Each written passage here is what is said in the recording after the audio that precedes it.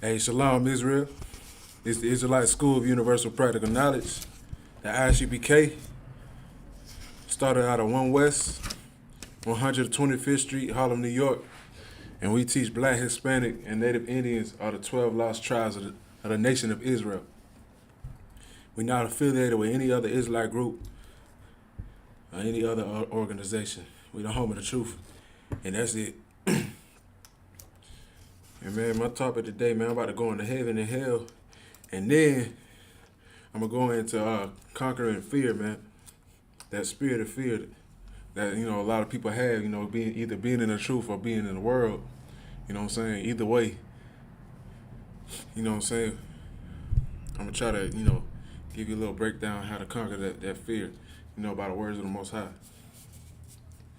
So we about to get into it in a little bit. All right.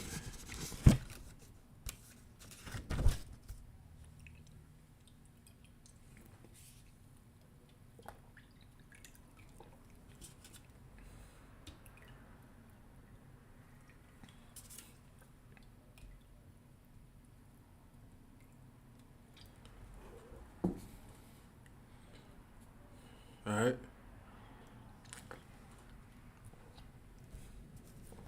All right, we're going to start off with Matthew 6 and 10, man. Matthew 6 and 10.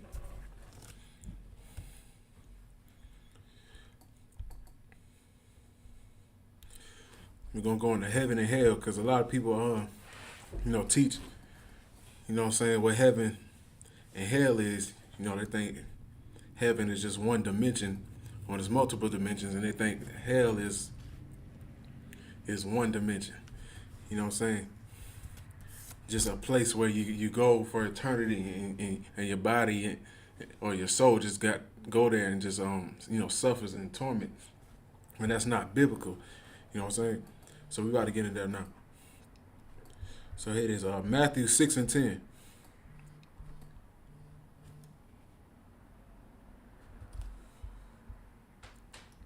Matthew 6 and 10. Thy kingdom come, thy will be done in earth as it is in heaven. All right, so that first line, thy kingdom come. Christ prayed, he prayed for the kingdom to come, man. He prayed for the kingdom to come here on earth, man. You know what I'm saying? Thy will be done. So it says, thy will be done. He's praying to the Most High. This is when he said the prayer to the Most High while the 12 disciples, the rest of the disciples were sleeping. You know what I'm saying? They were asleep, and he prayed for the disciples. But he prayed, he said, thy kingdom come. Him praying for this kingdom, for the kingdom to come here on this plane, man, here on earth. Right? Just like it is in heaven. He said, thy will be done as it is in heaven. So Christ is praying for the kingdom to come down here on earth, man. Just like it is in heaven. Just like it is, in the fourth dimension, man, as they call it. As we say, here in the UPK, the fourth dimension, where the Most High dwells. You know what I'm saying? That's what Christ was praying for the kingdom to come at, man. You know what I'm saying? He prayed for the kingdom to come here on earth. Right. And he said, thy will be done, right there.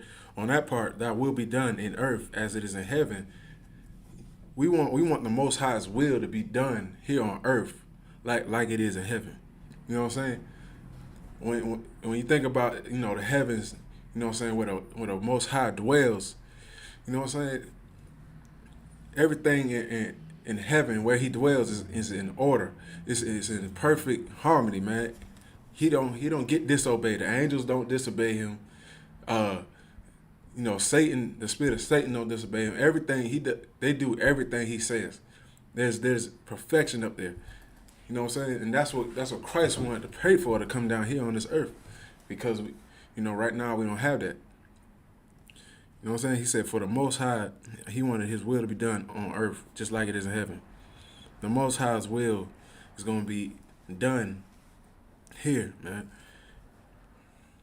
Right. So the angels, they don't disobey his his commands, his orders.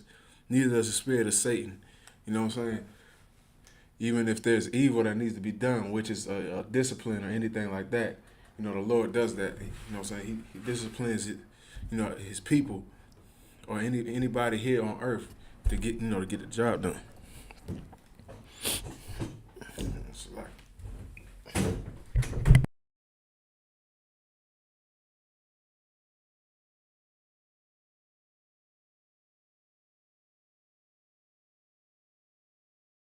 that's like about that. Right. So let's read that. Let's read that again one more time so I can reiterate it. So Matthew 6:10, thy kingdom come, thy will be done in earth as it is in heaven. So again, Christ wanted the Most High's will to be done on earth as it is in heaven. Like we all should want his will to be done here. You know what I'm saying? That's everybody's prayer should be the same thing. When they ask Christ how to pray, man, like what do we say?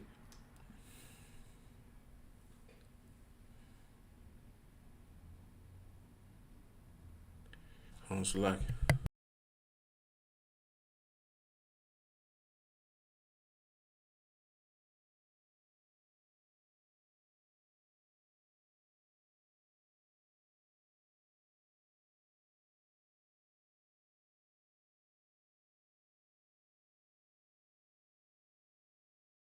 All right, the water for that. The water for that. But yeah, like I said, last thing again, Christ wanted. Damn, where was I? Yeah, Christ wanted the Most High's will to be done on earth, man. You know what I'm saying? So that's it with that. All right, so we're gonna keep going. We're gonna go to Revelation 5:10, man. Revelation 5:10. It's gonna furthermore prove, the heavens, man. What heaven actually is, according to the Bible.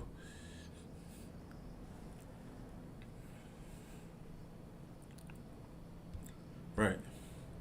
All right, Revelation 5:10. And has made us unto our God kings and priests, and we shall reign on the earth, man. Right. It says that's how it made us unto our God kings and priests. The us is talking about the children of Israel, man. He's made us kings and priests on this earth, man. You know what I'm saying? That's who the Most High made. It's supposed to make kings and priests on this earth. Who's gonna run this earth? And you know what I'm saying? The kingdom of heaven. You know what I'm saying? On this earth, He made the 12 tribes of Israel kings and priests, man. As the scripture, describes many times in the Bible. You know what I'm saying? Judah, Benjamin, Levi, Simeon, Zebulun, Ephraim, Manasseh, Gad, Reuben, Naphtali, Asher, and Issachar. All 12 tribes is going to be a nation of kings and priests, man. That's who's going to reign here on earth. That's where the kingdom of heaven. That's why it says, we shall reign on the earth. This is in Revelation. You know what I'm saying? This is in Revelation. So it's telling you in Revelation how it's going to end up being. You know what I'm saying? So we're not going to go in the sky somewhere, being in the clouds, sitting on a cloud, just sitting down while doggone a harp getting played and some spooky ghosts doggone floating through the air, an angel talking to you, and then you get by Jesus and having some weird homosexual conversation by him and stuff like that. That's people. When you get out of Christianity, you gotta think practical. That's why we get the Israelite school practical knowledge. You know what I'm saying? We're gonna break it down. We're gonna tell you exactly what the Bible's talking about. You know what I'm saying?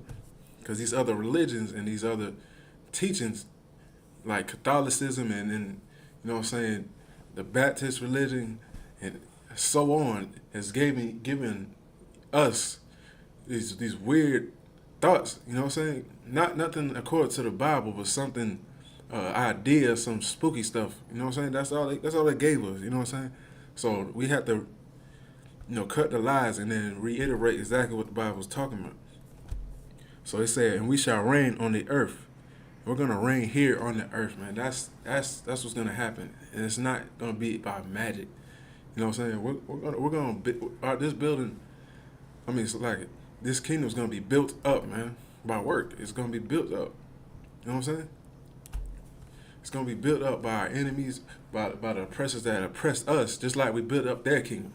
You know what I'm saying? For years, for 400 years plus.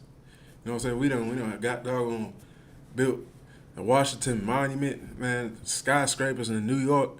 We done did everything for these people, man, by hard labor. You know what I'm saying? So that's going to get returned into us, you know, once we follow the Most High. And we're going to do it righteously, you know what I'm saying? So again, and has made us unto our God kings and priests, and we shall reign on the earth. Right.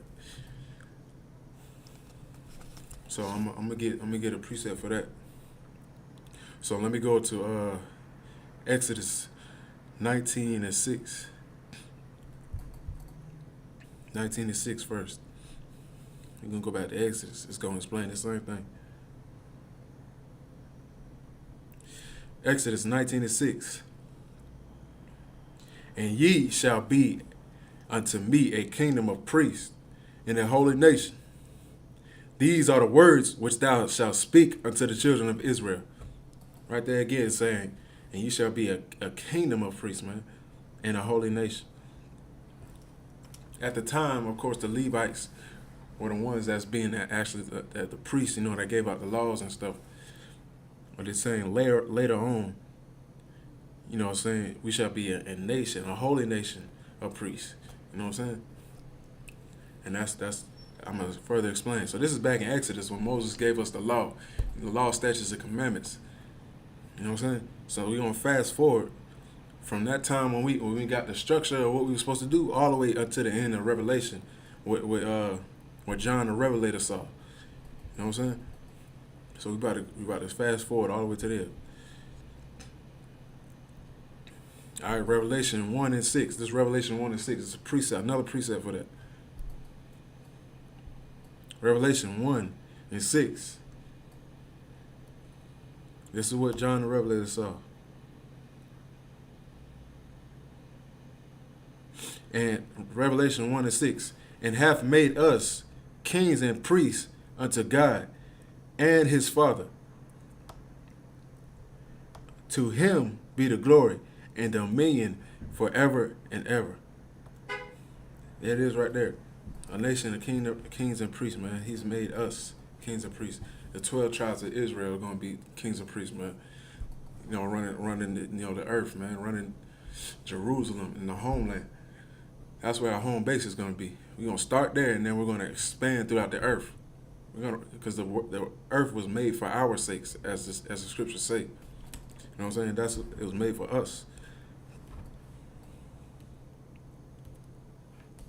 Right. And this is what you want, man. This is exactly what you would want, man, as a child, a chosen, person, a chosen human of the Most High. You're the chosen. You're heirs to the kingdom, man. So this is what you want. This is what you want to, give your allegiance to. You know what I'm saying? Because the Lord blessed us with that. You know what I'm saying? He blessed Isaac, man, Abraham and Jacob, and chose us, man. Not because we were, full in number, you know what I'm saying, or anything, but because we were a peculiar people, because we were special. The Most High saw how we operated, and he said, this is the people for the job. But only our problem now is, disobedience, you know what I'm saying, not hearkening to the voice of the Lord, man. And that's why we're cursed to this day. So we have to come back to that, man. We gotta get here in the UPK, you know what I'm saying, learn as much as you can so you can understand exactly what it takes to become that. And you can become it. You most definitely can become, what the Most High wants you to become. That's what we're working towards day and night, man. So we're gonna go ahead. I'm gonna go ahead and go to Revelation 21:2. Revelation 21:2.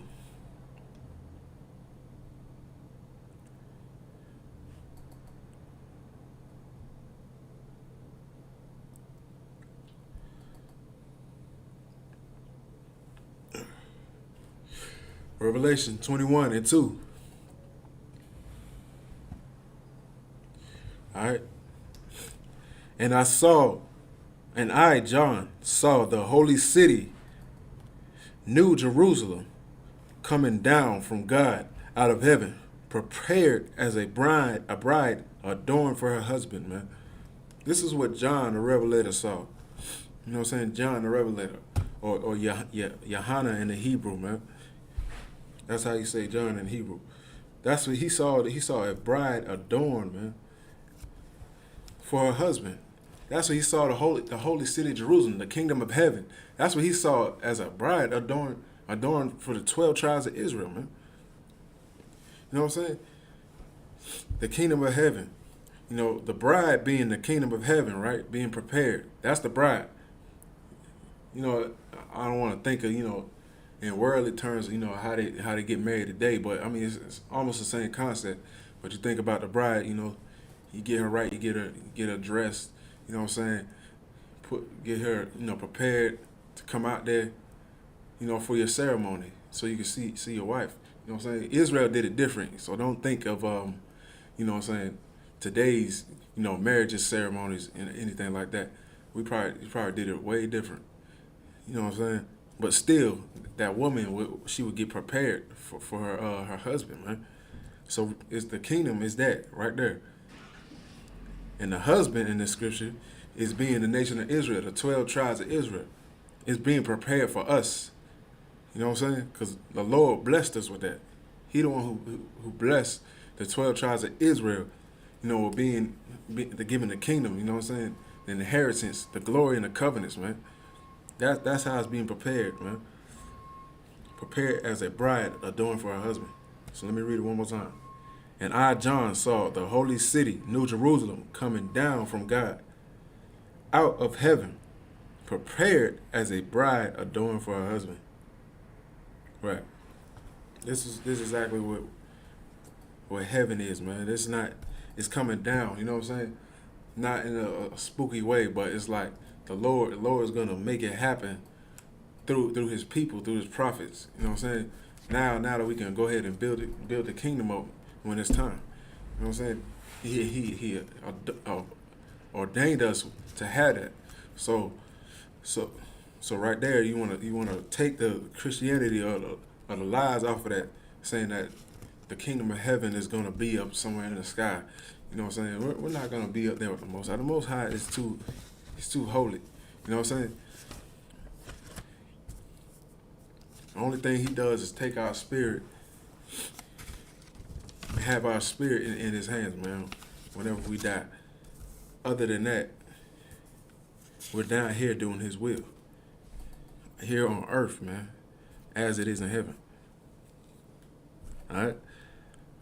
Alright, so we're going to get into hell a little bit. Alright? So it's a little bit of what hell is according to the Bible.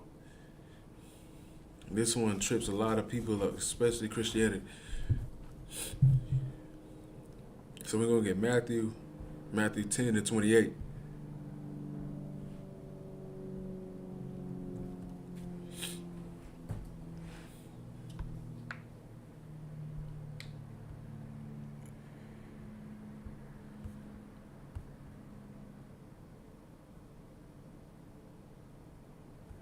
All right. Matthew 10:28. And fear not them which kill the body. All right. So this is Christ speaking in here in Matthew, man. He said, fear not them which kill the body, man. Who's the them? He's talking about our enemies, man, especially during that time, man. It's the same thing today. He said, fear them not which can kill the body. Don't fear them which can kill the body. You know what I'm saying? They killed Christ, man. Christ wasn't scared of them, though. Of course, he didn't want to go through that persecution and that pain, you know what I'm saying, of being, you know, beat down and tortured. But he did. And he said, fear not of them which can kill the body, our enemies, man, our oppressor during that time and right now. Don't fear them, man. Don't fear anybody that can kill the body. That's just your body, man. You know what I'm saying? That's just your flesh. You can feel it. It hurts. But don't fear them. Don't fear them which can hurt the body. They're nothing but your enemies. Just humans. They're just trying to hurt you physically. They don't have no power over you other than that. They can't do much. All right? So he said, fear not which them that can kill the body. Because once you're dead, you're gone. You know what I'm saying? Don't worry about that. Don't worry. Don't even worry about that. That's temporary. So keep going. Let's keep going.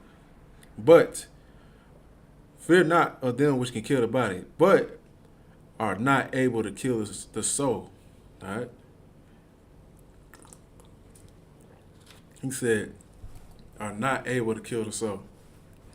They're not able to kill the soul, man, which is your spirit. You know what I'm saying? Your soul, your spirit. The thing that runs through that holds your body up, that's in your vessel. You know what I'm saying? That connects to your mind. You know what I'm saying? Everything you think. You know what I'm saying? That's your spirit. That's what's inside of you. That's what's inside of your body. That's what carries the vessel of your body. You know what I'm saying? It's your spirit and your soul. And they're not able to kill the soul, man. They're not able to kill your spirit. They're not able to kill that. Your spirit lives on forever. You know what I'm saying? Unless the Most High, God forbid, takes you out. You know what I'm saying? That's the only reason you'll still be living. But your spirit, other than that, it will come back. It'll go to the Most High and it'll come back, because regeneration or reincarnation is in the Bible. You know what I'm saying? The Lord, He's going to bring your spirit back. So He said, fear not them which can kill the body, but are not able to kill the soul. They're not able to kill your soul and your spirit. They don't have power over that. The Most High has power over every spirit, man. And, y'all, what we're going to get into that. Let's see. But rather fear Him, which is able to destroy both soul and the body in hell, man. He said, rather fear Him. Who's the Him, man? The Him. It's talking about the Most High, man. You know what I'm saying? Your body, man, it decays. Once you're in the grave, man, that's all she wrote. That's it. That's all it is. Your body's just your body. It's in the ground. That's your vessel. But the Most High can destroy your body and your spirit, your soul. He can destroy both. You know what I'm saying? Fear Him. You know what I'm saying? Respect Him in that regard. It's saying respect Him. The man, the Most High, that can kill and destroy your body and your soul.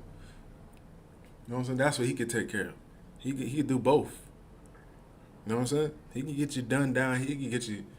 He can take you out down here, and He can take your spirit out. He can destroy your spirit. So fear Him that can do that. Don't fear these other people. It's just men. They're man. You know what I'm saying? They don't have no power over you. The Most High does, though. All right? Right. So in that regard, it says Christianity, they teach, your spirit goes to hell. You know what I'm saying? This place in the underworld or whatever, where your spirit gets tormented for all eternity, which sounds crazy as hell. You know what I'm saying? But it said the Lord can destroy both. Both. You know what I'm saying? They say your spirit goes to hell, but the Lord He can destroy both in hell. So that's why it's talking about hell as being a condition. Hell is a condition, man.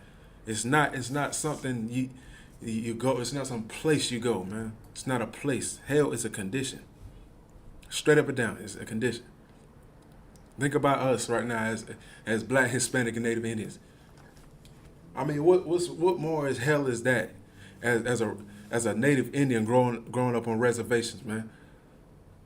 You know what I'm saying? What's harder than that? You're already tormented for your whole doggone life for 70 years living on a reservation as a Gadite, as a Native Indian, as a Reubenite, a Seminole Indian.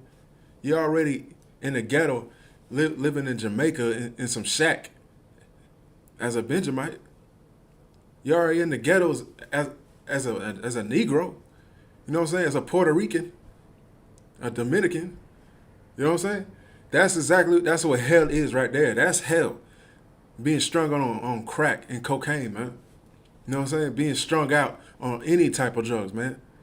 Because you need a fix so you can escape your reality in anything that's going inside of your spirit, man. You're killing your spirit right there. That's hell right there. You ain't seen people walking on the streets and stuff, man. You don't see people, our sisters prostituting themselves, our brothers getting killed by, us killing each other, or us getting killed by the oppressors down the streets, man. What's more hell than that? What worse can that be, man?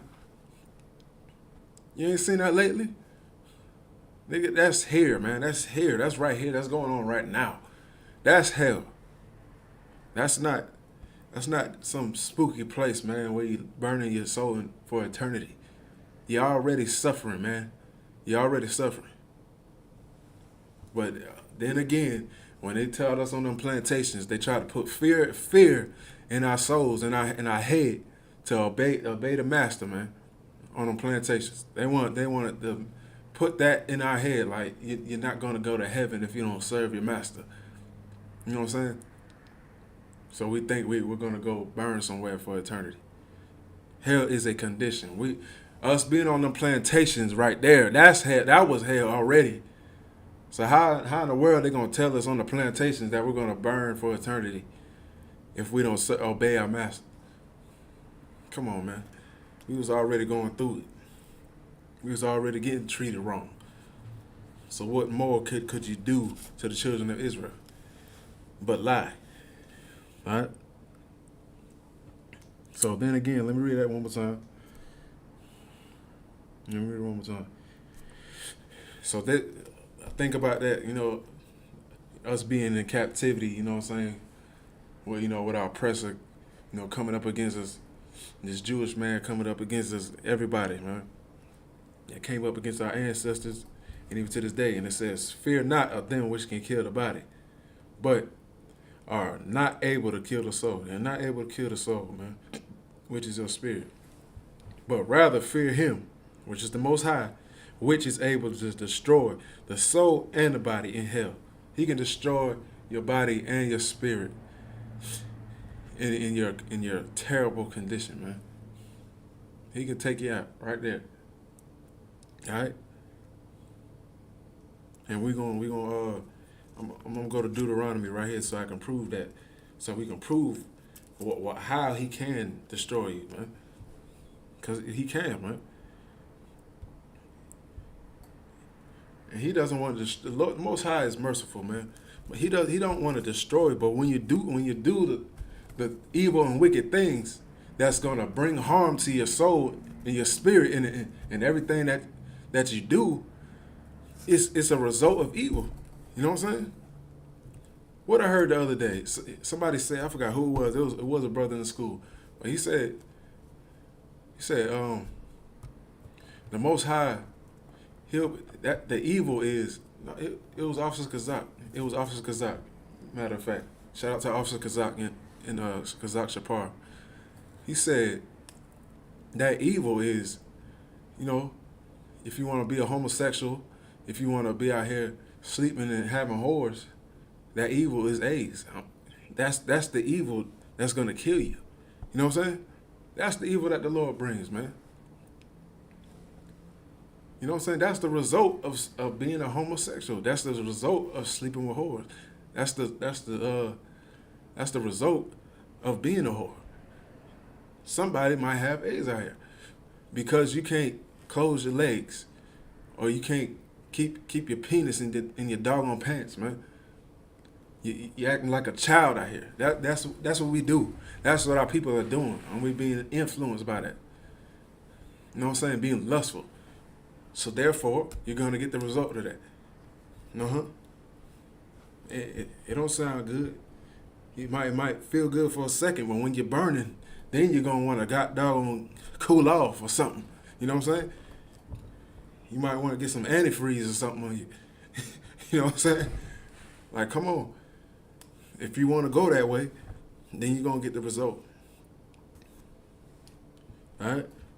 Deuteronomy 32 and 39. Deuteronomy 32 and 39.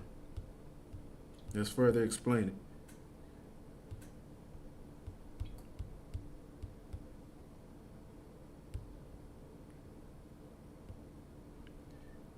All right, that's it. Deuteronomy 32 and 39.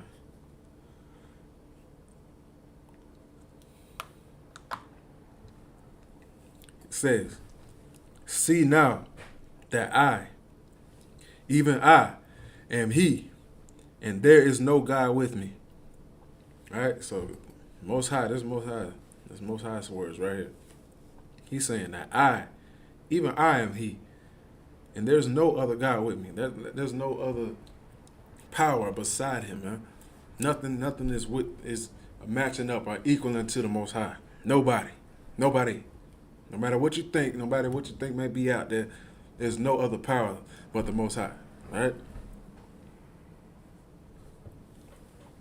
He says, I kill and I make alive. I wound and I heal. Neither is any that can deliver out of my hand. That's tough. That's tough to deal with when you don't have no control over your life, man. That's tough to deal with. The Most High said, He kills, I kill, I make alive. He had, like I just said, like Christ said, He said, fear Him which can destroy your body and your spirit in hell, man. He can destroy that. So right here, He said, the Most High is making a statement. He's saying, I'm the one who does this. I bring you in this world and I can take you out, like your parents say. You know what I'm saying? That old saying. He said, I kill and I make alive. I wound and I heal. So that's a tough condition right there. That's hell right there. A wound.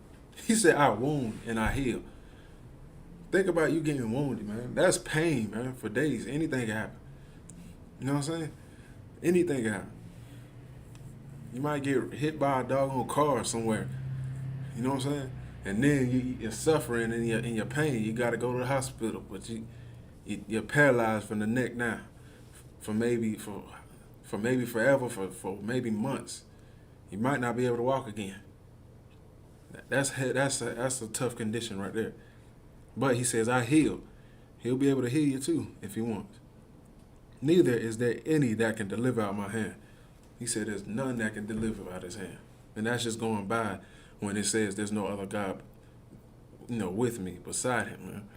There's none that could do anything that the Lord can do, man.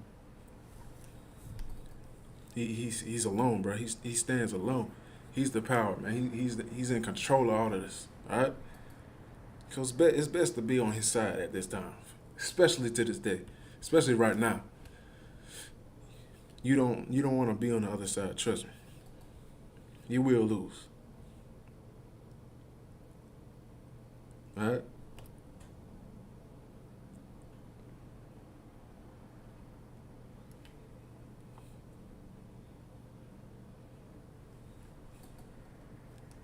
All right, let me skip down to Deuteronomy 32 and 22. For a fire is kindled in mine anger, and shall burn unto the lowest hell. Right. And it says, and shall consume the earth with her increase, and set the foundations of the mountains on fire. Think about how is fire gonna burn hell, man? How is fire gonna burn hell? I thought according to Christianity and Catholicism, I thought that fire was in hell. I thought that was hell, for your soul being tortured, as they say. How in the world is fire gonna burn hell? It says, for my fire is kindled in my anger, and shall burn unto the lowest hell. It's going to burn unto the lowest hell, and shall consume the earth. It's going to consume the earth, man. All right? With her increase, and set the foundations of the mountains. And set on fire the foundations of the mountains, man. He said He's going to set this earth on fire. Which we're going to get into a little bit. We're going to show exactly what that is. So stay tuned for that. So we're going to show you exactly how in the world this whole place is going to be on fire. We're going to get into that a little later. All right? So let me read that one more time. For a fire is kindled in my anger, and I shall burn unto the lowest hell, and shall consume the earth with her increase, and set on fire the foundations of the mountains. All right. The Lord going to show you His wrath, man. He's going to show you his power. You know what I'm saying? Sometimes just to flex, sometimes just for an actual cause. You know what I'm saying? Most High, that's what the Most High does. People don't understand that. They wondering like, why the Most High gotta always destroy something? Cause he likes to flex. That's why. He likes to show you what he can do. You know what I'm saying? Cause he's that power. He's that terrible power, as the scriptures say. That's what he is. And he's showing us that to this day, man. He's showing us that now with the coronavirus, man. He's showing us that with the monkeypox. He's showing us that with the mountains being on fire, man. You know what I'm saying?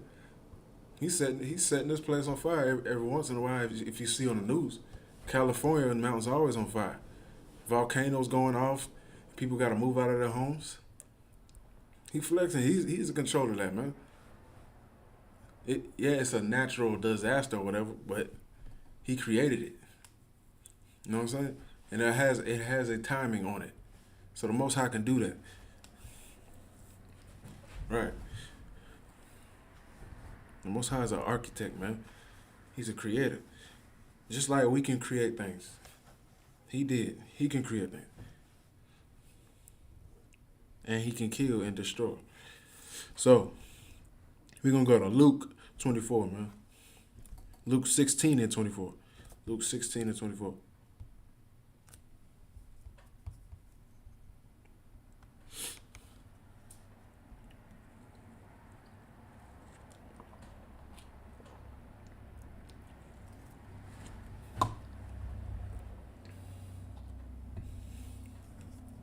All right.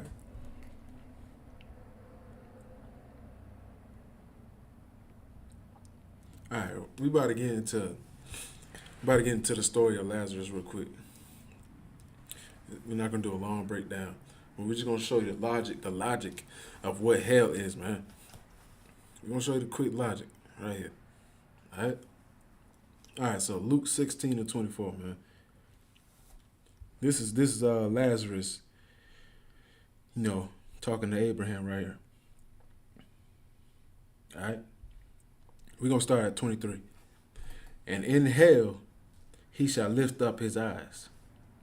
All right. So we already established what hell was, his condition. How is everybody around him in hell, he lifting up his eyes? Everybody's around Lazarus right now. And he said, in hell, you shall lift up his eyes. So if Lazarus went to hell, you know what I'm saying, what they say is Hades, the underworld, burning in torment forever. He lifted up his eyes, and people see him right now. Abraham sees him. Abraham's right here. Being in torment, he said, and let me start from the beginning. Luke 16 and 23. And in hell, he lift up his eyes. It's like, and in hell, he lift up his eyes, being in torments, and seeth Abraham afar off. So is Abraham in hell too right now? Is he in the underworld with Lazarus right now? Are they in Hades right now? You don't see the logic with that. You don't see the practicality, the stupidity with that right now. That's stupidity. That's not practicality. That's not hell. That's not explaining the underworld right here. All right. All right, let me read it again. And in hell he lift up his eyes, being in torments, and seeth Abraham afar off, and Lazarus in his bosom. So Abraham's pretty much holding Lazarus because Lazarus is hurt right now. He's suffering right now. He's going through a tough thing right now, a tough condition right now. All right, he was a homeless man. Luke 16 is a parable, a metaphor about the rich of Israel and the poor of Israel. That's what the Lazarus story is about. It's a metaphor for the rich of Israel and the poor of Israel. If you read, but right now we're just explaining the condition, the hell right now that's talking about. So verse 24. And he cried and said, Father Abraham, have mercy on me and send Lazarus, all right,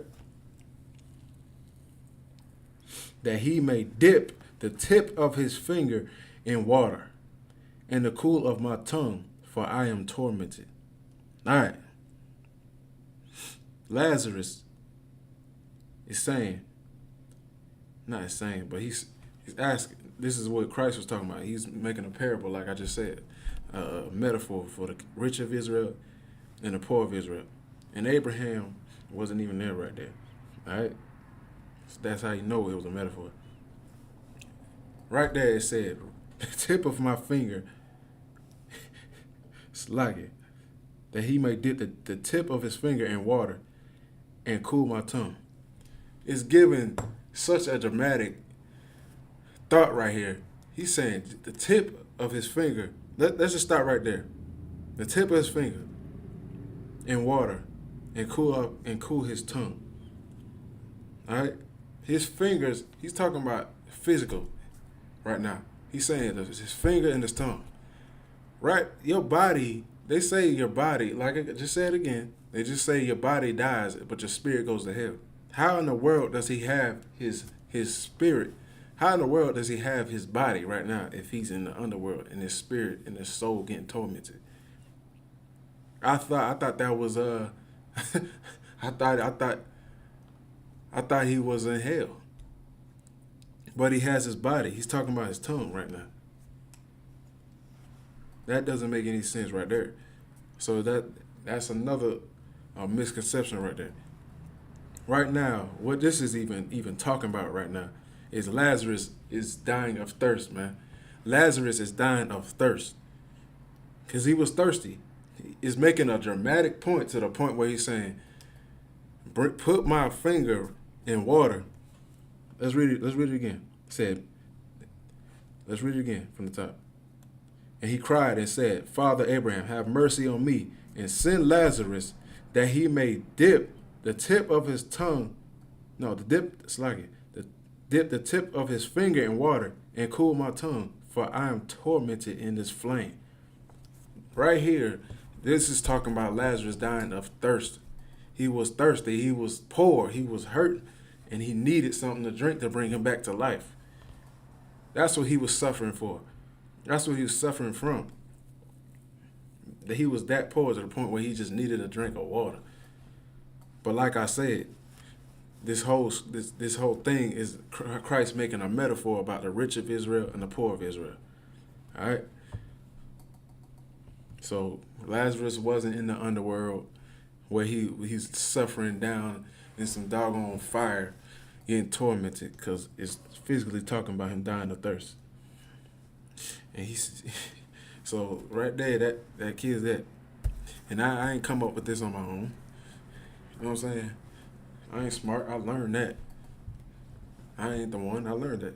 You know what I'm saying? But that's practical knowledge right there. All right, we're gonna step it up a notch. I'm gonna go to Ecclesiastes 3 and 14. Ecclesiastes 3 and 14.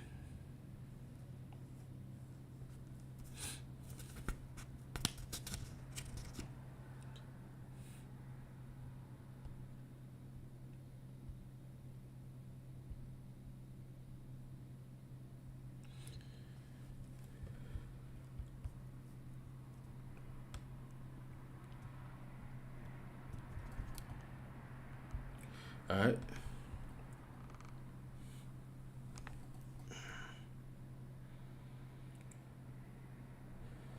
Ecclesiastes 3 and 14.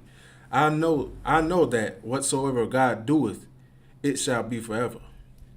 Nothing can be put to it, nor anything can take it from it. And God doeth it, that men should fear before him. All right. I think I just skipped ahead on that. I ain't even mean to do that. Slack about that.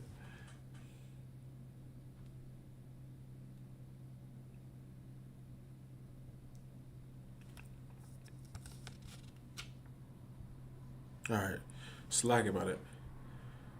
I read the wrong one. I'm gonna go off Revelation. Yeah, this is what I said I was gonna bring up about that fire, about the Lord bringing fire upon the mountains and everything. This was said back then, but it's gonna tell you right here exactly what's gonna happen. What kind of what the real lake of fire is, man. What people think hell is. You know what I'm saying? They saying you're gonna get thrown in the lake of fire in the judgment day. You're gonna have some big old pit while you're in line, and while Jesus says, "Oh, you're going to hell," or whatever. When you're just gonna die. All right. It's just that simple. We're gonna explain what the lake of fire is right here. All right.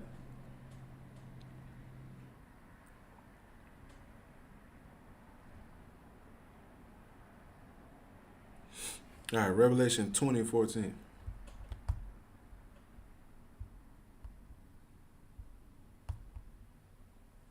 Revelation 20:14. All right. And death and hell were cast into the lake of fire. This is also this the second death. All right, it says death and hell were cast in the lake of fire. So if hell, how can how can hell be cast into the lake of fire? If y'all say the lake of fire, which Christianity says the lake of fire is hell, that's judgment day. It says death and hell is cast into the lake of fire. That's how you know hell is a condition, man. He's talking about your terrible condition is cast into the lake of fire to burn up. This is what the Revelation is talking about right here. Your terrible condition, everything you're going through, is being burnt up, being destroyed, so you can be better. And that's the second death, man. And then it says on 15, whosoever was not found was written in the book of life, was cast into the lake of fire. You're destroyed, all right? So that lake of fire right here is exactly what the UPK teaches, man. That condition, it was the lake of fire. So the lake of fire in this scripture, as it explains in other scriptures, is that thermonuclear warfare that's going to happen here in America, man. That's prophesied in the Bible. That's what John the Revelator saw, man. Thermonuclear warfare, man. They didn't know how this place was going to get burnt up. That second Babylon, they didn't understand that. But he had a vision that it was burnt up. That's what John the Revelator saw. And right now we understand that these nations are coming against each other. You know what I'm saying? Everybody's coming against each other. North Korea, South Korea, Russia, Ukraine. You know what I'm saying? They're a little scared to push that button because they know once one person does it, everybody's going to do it. Everybody's going to do it. But it's going to come down to that point where somebody's going to have to push that button. Because they're just not going to care at that point. You know what I'm saying? The Lord is doing all this. He's controlling all this. He's making these nations go against each other. A house divided against each other should not stand, man. So if the nation rising up against nation, you know what I'm saying, their own people going against their own people, you're gonna see war and tension flare up, man. And it's gonna happen piece by piece, man. Thermonuclear warfare. World War III is coming to this earth, man. Here in America. That's prophesied in the Bible. Babylon the Great. Babylon's daughter, as the scripture says, is gonna fall. That's the second. That's it. That's what's gonna happen. That's the lake of fire that's gonna go off. It's gonna be done by thermonuclear warfare here in America, man. I don't think people understand that. The Most High is making this happen. He's planning this out. He's about to make this thing go off here in America. So you know what I'm saying? If you're a black, Hispanic, and Native Indian, you need to hearken unto the Lord, man, and make sure you make the election sure. Make your election sure, man. Come in here and learn how to follow the Lord's law, statutes, and commandments. That's the real lake of fire. That's the hell that is talking about on Judgment Day. All right. So let me go back to Ecclesiastes real quick. We're gonna finish up on the hell concept, the heaven and hell, and then after that we're gonna get into how to overcome fear, man.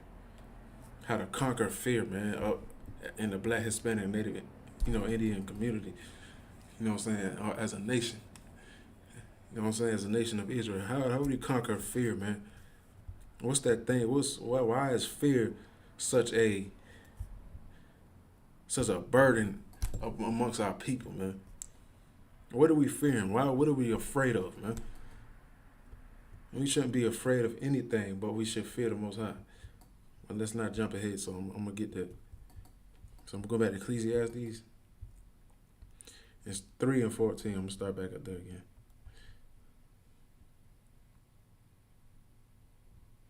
All right, Ecclesiastes 3 and 14.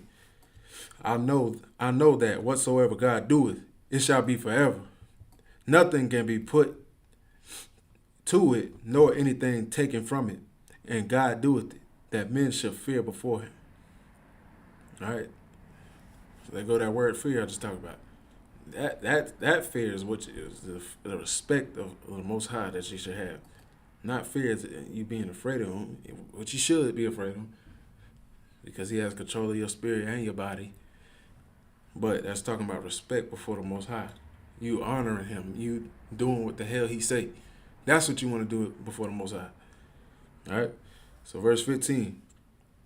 Ecclesiastes 3 and 15. That which hath been is now, and which is slacking. Ecclesiastes 3 and 15. That which hath been is now, and that which is to be hath already been. And God requires which is past, man. Right. God requires, man. He requires those commandments which came from the past. You know, that order, man, that he gave the children of Israel. He required that. He requires that now, that past. Everything that's been written before us, the whole entire Bible. He requires everything that was said in the Bible, which is past. He requires that now, to this day.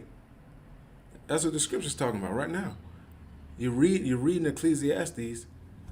It required what was before that. And you have to do everything that was written after that. The Lord requires everything, all his commandments, all your allegiance to do what the hell he say, man. Why not as a Black, Hispanic, and Native Indian coming to know that you're the chosen people of the Most High, you're not gonna do what the Most High says? Why would you go against that? Why would you not hearken into that? Because you don't understand who you are as a people. You don't understand his rules and regulations. Why did he even give that to us? Did he do it for nothing? Did he do it for nothing? Or was there a pure purpose and an understanding that he was trying to give us? But us being a stiff-necked people want to go against what the Most High says. Because we just wild like that. We go against what he says, and we think what our oppressor gave us today is the way to go. You know what I'm saying? Not realizing that we're following the ways of them. You know what I'm saying? We just think we're niggas, spicks, and savages, but we're really a holy people. And we don't understand holy meaning being a peculiar, special people. We don't understand that we're different than everybody, and we should act different. Everybody should be following us. We shouldn't be following them. Why follow them? Why follow them? It's leading to death. We can see it. We can see it in front of our eyes. You can see what's going on around us as Black, Hispanic, and Native Indian. So what are we following them for? It's time to try something different now. We've been dying for 400 plus years. What we gonna do different to change our predicament? You know what I'm saying? As Black and brown people, as the children of Israel. What's the next thing, man? So let's keep going. Verse 16. And moreover, I saw the place of judgment. Wickedness was there. And the place of righteousness, that iniquity was there. This is Solomon speaking in Ecclesiastes. He's saying he saw under the sun that the place of judgment and wickedness was there. But I thought when you get judged and thrown to the lake of fire. But he said under the sun here on earth, man, the place of judgment was here, man. We get judged right here on earth. You could get judged and live, man. You could get judged and still live. So does that mean you're still going to hell? No. The place of judgment is whatever the Lord decides to do to you, man. As we already went over. Verse 17. I said in my heart, God shall judge the righteous and the wicked, man. He's going to judge both. He's going to judge both of us. The righteous and the wicked. For there is a time for every purpose and for every work. Whether you're righteous or you're wicked, man, he's going to judge your works. You know what I'm saying? He's going to judge your works either way. Whether you get a reward, I mean, you can get rewarded for your wickedness too. Yeah, you can. You're not going to like it. You're not going to like that reward, though. I'll tell you that. I can tell you that my damn self. You're not going to like the reward of wickedness that the Most High gives you. That evil that He's going to put upon your life. Which is that doggone belt to your behind as you got when you was a kid. Felt like you was getting whipped like a slave, man. Because your parents put that behind a check, and you don't like that. That's why you gotta learn. So I'm gonna keep going. I'm gonna get this article real quick. Well, just let me tell you exactly. Let me end off exactly where you think hell is, man. Exactly where that concept comes from, man. That's what I'm gonna give you. Right. So this concept of hell, what hell you think is Hades, the underworld. You know what I'm saying? You being under the earth or whatever. You know what I'm saying?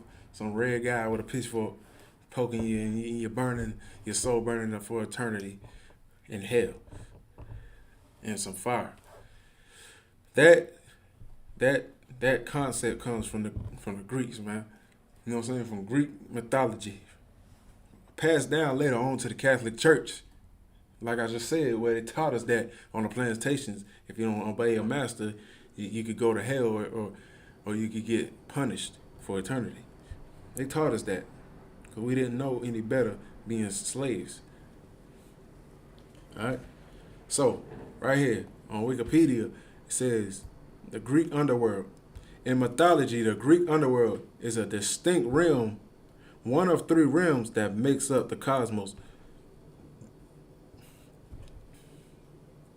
All right? Where an individual goes after death. Here go that Greek mythology right here. The earliest idea of an afterlife in Greek myth, that is the moment of death, an individual's essence, psyche, is separated from the corpse. All right, there it is. That's that Christianity concept, that Catholic concept that tells you that your spirit is separated from your corpse. You know what I'm saying? Your psyche is separated from your corpse, your body, your vessel, and is transported into the underworld. That's what it says here on Wikipedia. In early mythology, Homer's Iliad and Odyssey, the dead were indiscriminately grouped together and led in a shadow post-existence.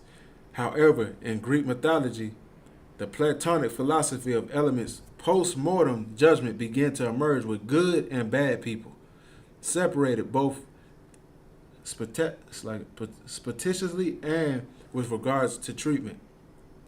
Right. All right, keep reading. Referred to as Hades. There go that word right there, Hades. As after this, its patron god, but known by its various metonyms, and described being located by the, these words crazy, by the periphery of the earth, either associated by the outer limits of the ocean. So that's talking about being underground, under the ocean, man. Being deep down under the world, under underworld, right there, like how the Catholicism teaches us through Christianity, saying how hell is. And the Bible doesn't describe this one time. One time it doesn't describe an underworld, but they're saying you're gonna go somewhere where you're. They call it. They try to spin it too, calling it a spiritual realm. All right. But that's where that comes from, man. We ain't even gonna go any further. You can read up there on your own. That's just the basis of what that that's taught through. You know what I'm saying? The Catholicism. So we're gonna move on. All right. So now my main topic of exactly what I was gonna teach, man, is how do we overcome fear, man? How in the world? What's the fear that's got Black, Hispanic, and Native Indians, you know what I'm saying, continuing in their sin and thinking that you know, with the lack of faith, man. What's that? What is that fear, man? How do I overcome it? What is fear in the first place? What is this thing in our head that we thinking? You know what I'm saying? That's one fear that we had put on us in slavery, was thinking we gonna go to the underworld and hell.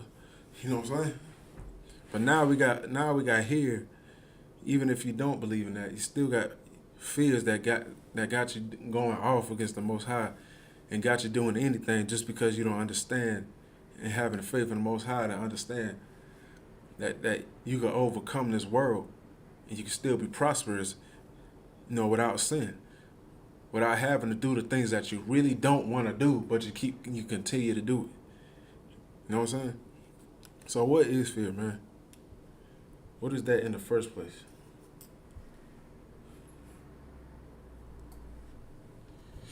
All right. Let's get into that.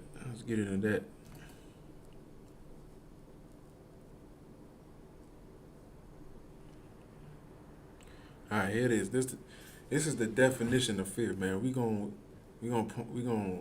put this spot on. We gonna put the laser on this right here. This is the definition of fear from Oxford Languages. An unpleasant emotion caused by the belief that someone or something is dangerous, likely to cause pain or threat. Right. So when you thinking of fear, man, we're like, you're fearing something. Fear, for one, is something that you just thinking in your head. It's an unpleasant emotion, and it's an emotion. It's not even something you understand, or it's not even understand. It's not even something you see, or something that's actually happening to you. It's an emotion that's caused by a belief in your head, man, that someone or something is dangerous. You know what I'm saying? That's what you're thinking in your head. Likely to cause pain or a threat. You're thinking it's gonna cause a pain or a threat. You think a fear is gonna have you going through pain, thinking you can't pay your bills. You know what I'm saying? A pain that you think that you think you can't feed your children, so you're gonna be moved to doggone sell drugs, or you know what I'm saying, or prostitute your body. You know what I'm saying? That's what that does, because you have stress on you and you want to get things done. You don't want to be in debt, or you don't want to be oppressed no more. You know what I'm saying? That's what that is. That's what that fear is. But a little bit more is saying to be afraid of someone or something as likely to be dangerous, painful, or threatening. Same thing. It's a terror, a fright, a distress, anxiety, worry, apprehension. You know what I'm saying? Nerves. That's what that is. That's all in your head right there. All right?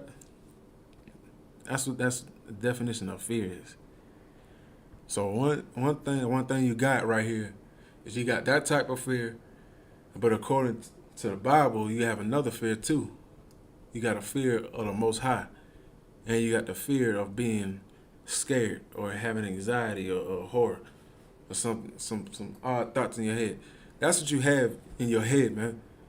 But you have also the fear of the Most High, which is greater than that fear that's in your head. Don't have a fear of an anxiety, you know what I'm saying, an unpleasant emotion or belief in your head. Have the fear of the Most High first. Have that.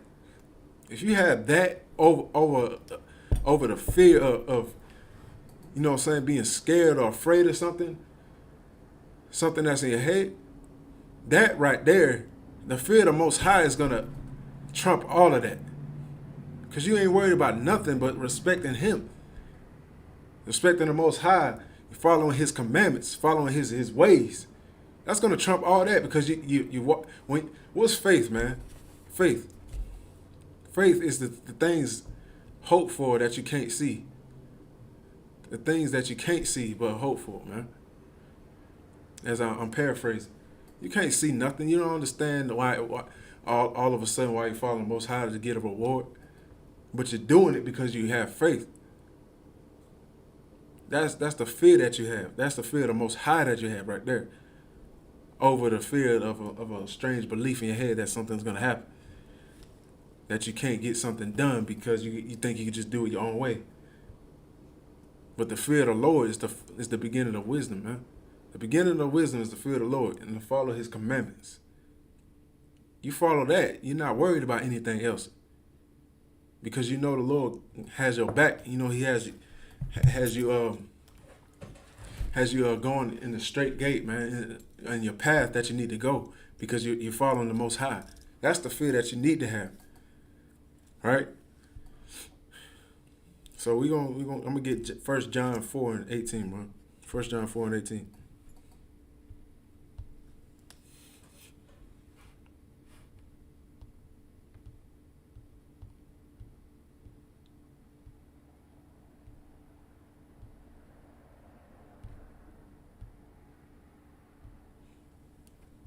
Right.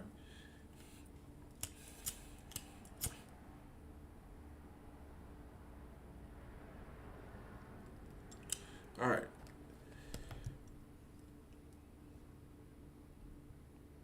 1 John 4:18. There is no fear in love. All right. That's the first colon after the colon. It says there's no fear in love, man. There's no fear in love. All right. And the love of the Most High is to keep His commandments. If you love Him, you'll keep His commandments, as Christ quoted. There's no fear in love, but perfect love casts out fear. As we know, that love casts out fear, man. All right? Love casts out fear. Because if you love the Most High, you won't fear anything else that doesn't line up with the Most High. You're not going to fear that you can't get your bills paid, and you're being tempted to sell your body or to go do anything that's not of the Lord, or to do something against Him, or to go out there and sell drugs, or to go out there and rob and steal and hurt your own people. You know what I'm saying? Because you sure damn ain't going to go to no suburbs where the white people at and rob them. Because you know the police going to be on you. The police ain't going to be around you if you steal from your own people. You know what I'm saying? Robins happen every day, and they ride by. They only gonna get you if they need to get you, if they after you. They're not gonna get you because you stole from your brother. They could give a damn in our communities. That's why it still happens. All right. So I'm gonna read that again. But perfect love casts out fear, because fear has torment. Fear has torment, man. Fear is something, like I just said, something in your head, a belief that someone is going to hurt you, that you're going to get hurt, or something's not going to happen. That's all in your head. That's all a figment of an imagination in your head. Fear is not even something real that can happen unless you act on that fear. You know what I'm saying? If you act on that fear, or whatever it is, man, apply it to your life, or whatever you apply it to. You know what I'm saying? Your anxiety and your depression, you're gonna fall into a ditch. You're gonna fall into a hole because you're so fearful. The only fear you need to have is of the Most High. All right?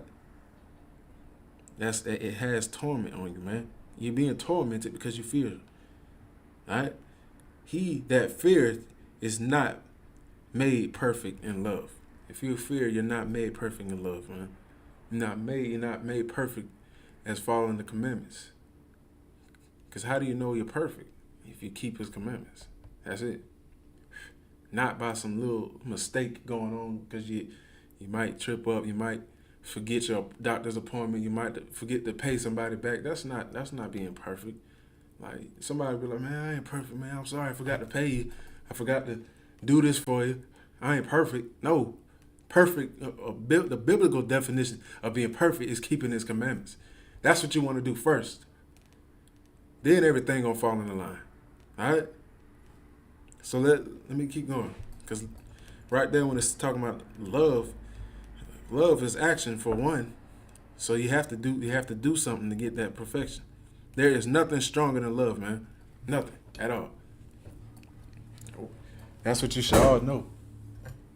There's nothing stronger than love. That's not some song being said. That's not some whatever you think it is. That's not it's not some bubbly feeling or some love. You know what I'm saying? How they say love is, you know what I'm saying? Whatever today's society's definition of love isn't really what love is. That's not some song. That's not some bubbly feeling. That's not some R&B song. You know what I'm saying? It's not some myth. Love is literally the strongest thing on the earth. That's the thing that keeps you. That's charity according to the Bible. That's what keeps you going. That's what keeps your you know what I'm saying? Keeps your mojo up. You know what I'm saying? Keeps you confident. You know what I'm saying? Because other than that, you'll give up on your people. You'll give up on trusting in the Most High if you don't have love. If you don't have charity, as the Bible says it, which I believe is in Corinthians, as Paul was talking about. If you don't have love, man, you ain't nothing. You might have everything. You might have anything you can do around this earth. But if you don't have love, charity, you're nothing, man. As the scriptures describe. So, I'm going to Ecclesiastes 12 and 13.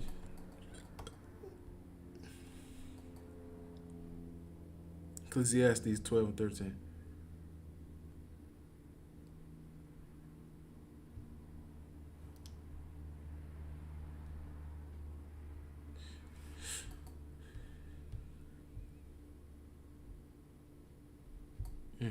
Slow.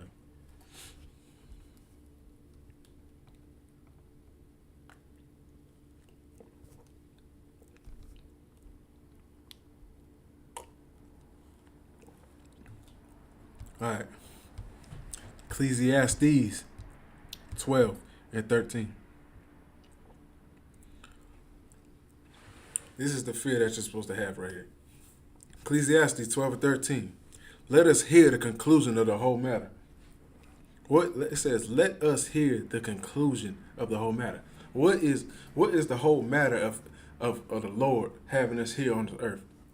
What's the conclusion of the whole matter? Why are we here? What are we supposed to do for the Most High? What are we supposed to do for ourselves, for our family, for to have a structured life, to have something that we need here on this earth, man? What's the conclusion of the whole matter? Fear God and keep his commandments. That's the conclusion of the whole matter. Fear God. Like I said, fear, that's the fear you're supposed to have of the Most High. Not fear of man and not fear of them that can kill your body here on this earth. But to fear him that can kill, that has power over your spirit and your body, man. Which is respect him. Respect the Most High. That's how you overcome fear. Is respecting the Most High. That's how you overcome all of this. It's that simple. Do what the hell he say, man. Stop being lustful out here. Stop being silly. Figure out who you are, man. Have some structure in your life. You know everything else you're doing is killing you. So why not change up some of the things you're doing? Why not get counsel? Why not listen to the men above you? Why not get good counsel? You know what I'm saying? Wise counsel, man. Even if you're not in the school. Why not figure it out? Some of y'all out there sitting and listening, but you're not making that move so you can make your life better. Come and do it. Come and change, man. Ain't nothing but time going on by. Yeah, the Lord has mercy, but you don't want to wait. One thing you don't want to ever do is think that you have time, man. That's what you don't want to do. You don't want to think that you have all the time in the world. Don't do that. Don't waste that. Don't wait. Make an action. Then the Lord will have mercy. He'll see you trying. You know what I'm saying? He'll see the effort. You get what I'm saying? You see the faith that you have through your efforts, man. All right. So let's do it again. Let us hear the conclusion of the matter. Fear God and keep his commandments. For this is the whole duty of man. He said this is the whole duty of man, bro. This is our job. You know what I'm saying? This is our livelihood. That's our structure in our life. That's the whole duty of man. It's to fear the Lord. Just keep his commandments. Don't fear anybody else. All they do is got power to kill your flesh. But the Lord can put you wherever he wants, man. You know what I'm saying? One thing I always say is we had no choice. We had no control on where we were born at, man. I didn't have no control of being born where I am. Being born in the family that I am, being born in the city that I am, being born in the condition that I was born in. You could have been born anywhere. You think you had control of where you was at? If I would have picked where I could be, man, I would have been born somewhere where I had less poverty, where I had less problems, where I could get away from the weed smoke, where I could get away from suffering. You know what I'm saying? From the depression and from the oppression of this oppressor on this earth, man, of the devil that the Bible speaks of. I would have tried to get far the hell away from that. You know what I'm saying? As much as I could. But I wasn't born where I was, man, where I wanted to be. The Lord put me here for a reason, and the Lord put you here and anybody else for a reason. You don't have control over that. So why in the world do you think you got control over your life now? You don't have no say-so. Nothing. You better start having respect for the Most High, knowing that he could do anything. He's very, very merciful. You better be grateful for that. All right?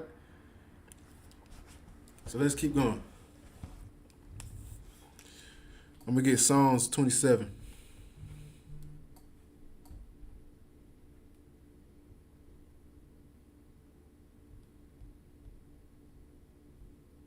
Psalms 27 and 1. I'm going to start at 1. Psalms 27 and 1. The Lord is my light and my salvation. Whom shall I fear? He said he's my light and my salvation. The Lord is my light, man. He's the thing that I can see. He's the thing that makes things clear. He's my light. And he's my salvation. That means he's my salvage. He can bring me out of any situation. So who in the world should I fear? Who the hell am I going to fear when the Lord is that? When I'm keeping his commandments? Who is that? Ain't nobody can't do nothing to me. Maybe they can. But I'm not worried about it at the end of the day. Yeah, I might die in this body, but doggone it, after that, I could be put in a better situation. The Lord handles your spirit and your soul. Where he gonna bring you after that? You might want to take account of that, or what you do now. What you want to do now affects you later on. Forget the flesh. Your flesh is just feelings, man.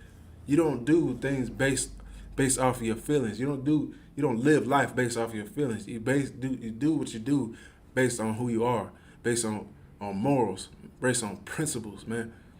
That's how you live life. That's how you live life, man.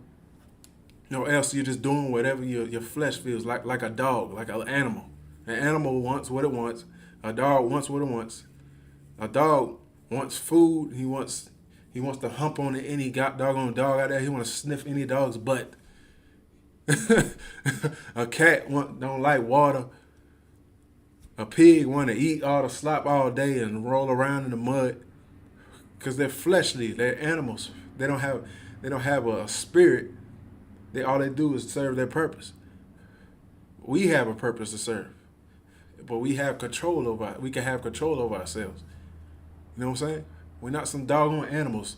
Stop acting like an animal out here. Do something different. Be different from the world, man. As Black, Hispanic, and Native Indians, be different from this earth. Separate. So the Lord can put you in position that you're supposed to be. All right? So let's keep going. Let's read from the top again. The Psalm of David. Psalm 27 and 1. The Lord is my light and my salvation. Whom shall I fear? Who shall you fear, man? And the Lord is my strength of my life. Whom shall I be afraid? He's the strength of my life. Who am I going to be afraid of, man? Who am I going to be afraid of when I fear the Lord? If I fear the Lord, why in the world am I afraid of this man? I'm afraid of the Lord who I'm not seeing, man. I'm not afraid of him. I'm not afraid of the man that I can see. You know what I'm saying? Are my enemies, are the people that think they could take my life. I'm not afraid of them. But I do fear the Most High, because I understand that he can take my spirit and do whatever he pleases. Not to harm you, but according to your works, man. You're not going to fear anybody out here, man. This flesh is temporary. You're just in your vessel right now. So take care of your vessel too. He put you in your body to so you can walk, so you can be healthy. Do the right things in your body, man. Stop killing your lungs. Stop killing your head, your brain. Don't be drunkards. Don't be horny all the time. You know what I'm saying? Hitting whores. Stop being a whoremonger and stop being an adulterous people, man. Because you will get dealt with. You will catch something out here. All right?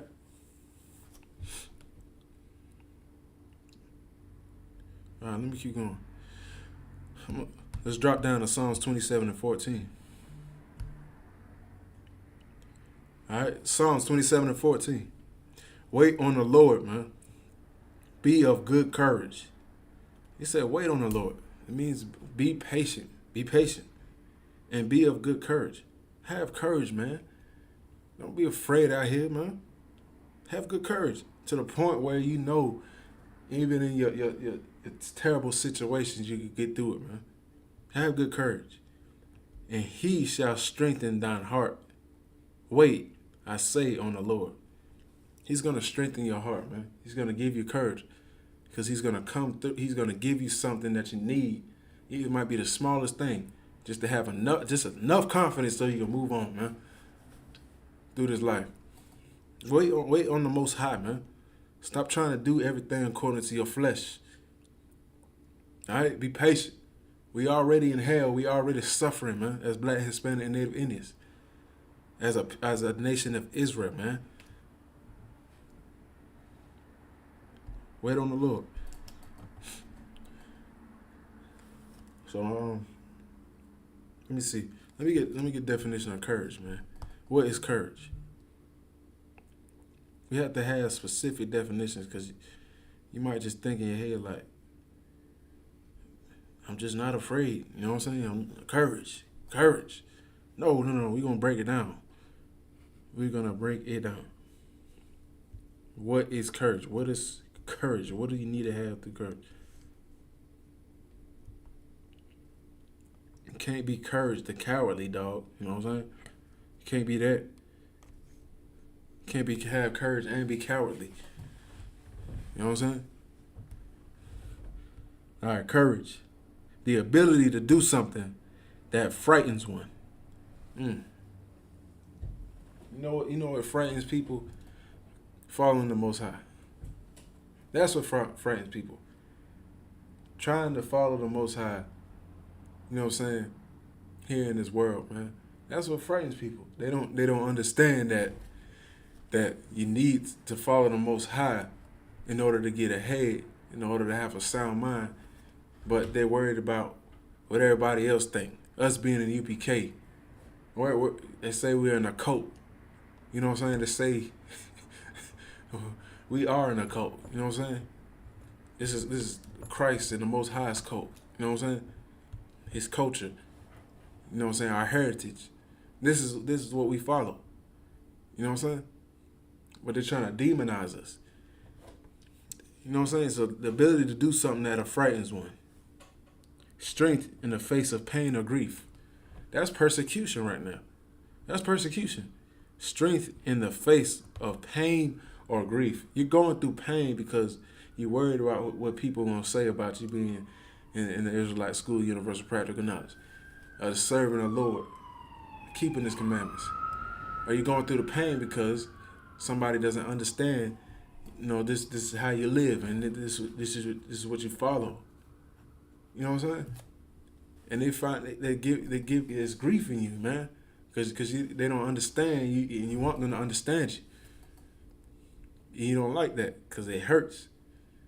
Because you may want somebody, or you may love your family, you know what I'm saying, your relatives and stuff like that.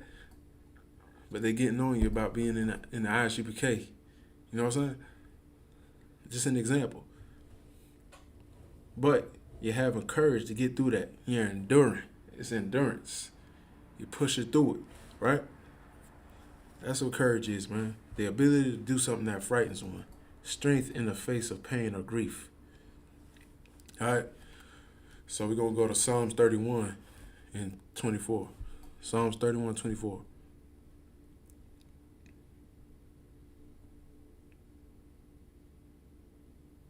Let's hurry up so I won't fall behind.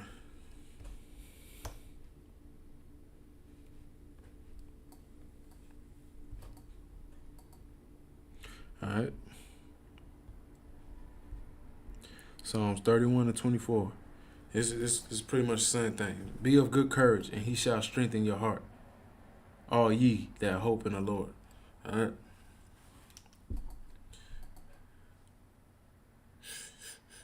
All right. Yeah, man. You gotta have courage, man. One thing I know is our forefathers, man, in the book of Maccabees, man. Our forefathers had courage, man. You know what I'm saying? We lost our land, man. We lost our homeland and our temple. You know what I'm saying? Solomon, the one that Solomon built, and they came and profaned our temple, man, where we worship and where we had our heritage, man. They came and profaned that thing and did, tremendous, like, not even tremendous, like, disgusting acts amongst our people, man. They killed us for trying to serve the Lord. Our temple got taken over, man. They put pork on the Solomon's temple. You know what I'm saying? They took the gold, they took everything we had, man, ran us out of there and killed a lot of our people in the book of Maccabees. But they fought back, man. They went to war, man. They said, hell no. We gonna fight back and we gonna go to war with these people, man. Because we not about to be denied by everything was built by our people, built by our king. You know what I'm saying? By the Most High had gifted this to us. And they didn't like that. So they fought back, man. They had our forefathers and our foremothers, man, they had courage, man, in this Bible, man. They had courage in themselves, and they had the fear of God. They had the fear of God, bro. Not the fear of man, the fear of God. That trumps everything. If you don't get it, bro, if you don't get that thing and Akim and Akwa, like sisters and brothers, is what I'm saying in Hebrew. If y'all don't understand that, you gotta get it. You gotta get it one day. You're gonna have to have courage, man.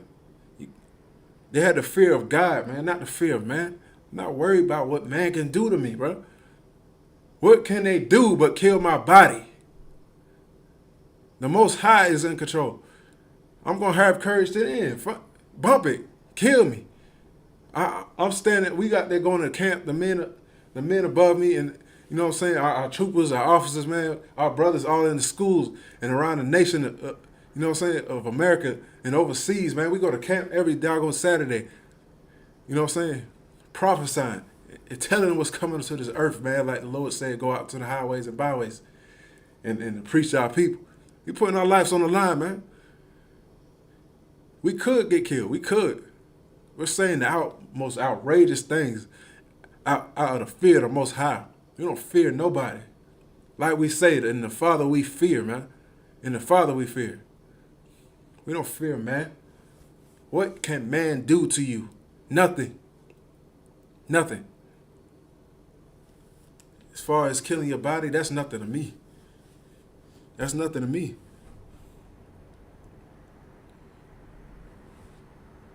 You got to endure like Christ did, man. He was the greatest example to do. You know what I'm saying? To follow. Follow him, man. All right.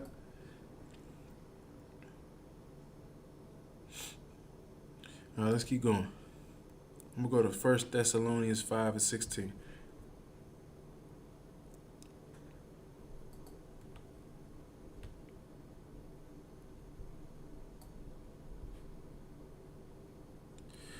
First Thessalonians 5 and 6. Oh, 5 and 17. It's like First Thessalonians 5 and 17. Pray without ceasing, and everything give thanks, for the will of God in Christ Jesus concerning you. YAHANNA, man. He said, pray without ceasing, man. You have to pray without ceasing. Say your prayers, all right? Say your prayers, and then act on faith, man. You're not going to just say a prayer, and then you're going to go back to doggone worrying about the same thing. Why in the world are you going to go back to doing that? You said a prayer for nothing at that point. Go, say that prayer, and keep pushing forward. All right? That's the only way. Life is like Commanding General YAHANNA, like General Muhammad says, life is about war, man. Life is about war. It's a fight, man. Everything not just going to be handed to you. We already in captivity. We see it, nothing's going to be given to us easy. So you have to fight. All right? It's a fight. It's a strive, man. It's a test. It's a marathon. You know what I'm saying? That's what this is. It's not a sprint, man. You give all your energy in one little thing, and then guess what? You're out of breath. Then you got to start over. You get fatigued, man. Pace yourself through this life, man. All right?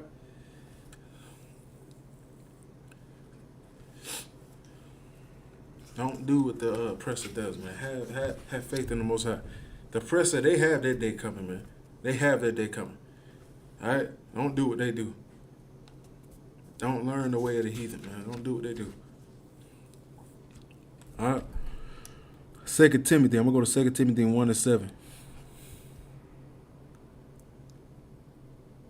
2 Timothy 1 and 7. We're about to close it out in a little bit. We got a little bit of time. 2 Timothy 1 and 7.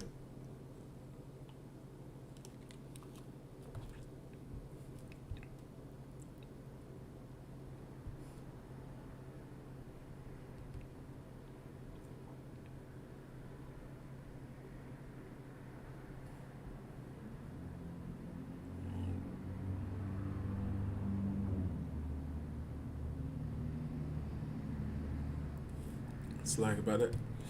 2 Timothy 1 and 7. For God have not given us a spirit of fear, but of power. He said, God, the Most High, He didn't give us a spirit of fear, man. He didn't give us the spirit of being afraid to serve Him, man. Being afraid of man, of people with flesh, man. He didn't give us a spirit of fear out here, man. He didn't give us that. That's something, like I said earlier, the definition of fear, of fearing or having a thought in your head of harm or something that can happen to you, or being afraid of something. He didn't give you that. That's what is fear, man. That fear of this life, man. That's a figment of your imagination. That's nothing to you, man. That's nothing. I know you're in oppression and you're suffering, man. And you got bills to pay and stuff, man. But you're worried. You're worried at the same time, because you want to get it done any way, type of way you can, through sin. You know what I'm saying? Who wants to go through that? I understand that. But the Lord didn't give you that. The Lord didn't give you the spirit of fear, but of power, man. He gave you the spirit of authority. You're allowed to have authority. That's what He gave you. And of love, and of a sound mind, man. Of a sound mind, a perfect mind to get through this oppression, man. He gave you that. That's what He gave you. And like it says right there, and of love, like we was talking about earlier. Like we was talking about earlier in John 4 and 18. How love has its perfect. You know what I'm saying? Love is perfect, and it doesn't have fear, man. And of a sound mind. That's what you want to have. You want to have a sound mind, man. You want to have a mind of clarity, man. You know what I'm saying? Not clouded up in what ifs and your fleshly desires, man. You don't want to have that, man. You don't want to have that burden already on you, already oppressed on this earth. Bring yourself to peace and say, we're going to get through this. The only way, look, you think you're going through this by yourself, and you might be going through it by yourself because you don't have brotherhood and sisterhood. That's one thing that's going to lift you up again, right there. Brotherhood and sisterhood. That's why the Lord said in Zephaniah 2:1, he said, gather together, O nation not desired. Stop trying to do things on your own, man. Get in the UPK. Get with your brothers and sisters, man. Gather together. How else you gonna come together, man? You gotta have brotherhood. You gotta have sisterhood. How you gonna come together without coming together? You think you're just out there doing it by yourself. You think you're so-called keeping the commandments. No, get with your brothers and sisters, man. Lean on each other. Do that. That's what we're supposed to be doing. We're commanded to do that. We're commanded to do that. It's not some option or something. We're not gonna get through it. You're not gonna get through it by yourself. You can't get through this by yourself, man. In this land. Do you see what the hell we going through? Do you see the oppression? Do you see everything we have to go through just to get something, just to get a job, just to doggone take care of your kids, man. Just take care of your damn self. You see what we going through? Get together, man. Get your behind together. That's an order from the Most High. Pass down to Christ, man, and pass down to our leader now, Commander YAHANNA. Come together, man.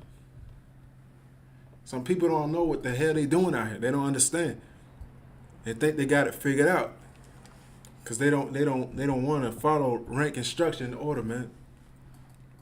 Because they're worried about power, and they're worried about some thoughts they in their head, man, and having their own agenda, man.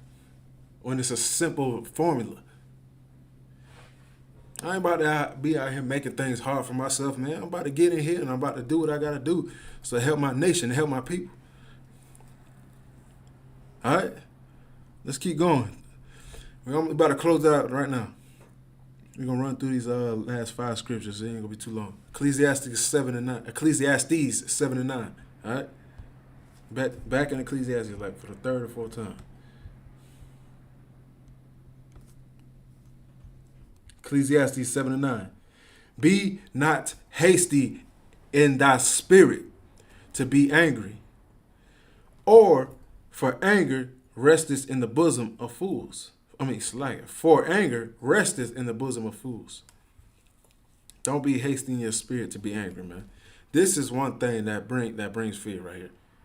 For you to be angry, for you to be hasty, man. What does hasty mean? What does hasty mean? Hasty means, I got it right here. I want to say, to be hasty out of Oxford Languages, man. It means done or acting with excessive speed or urgency. Acting with excessive speed or insufficient consideration. It's insufficient. It's not thought upon. It's not processed in your head to understand what to do.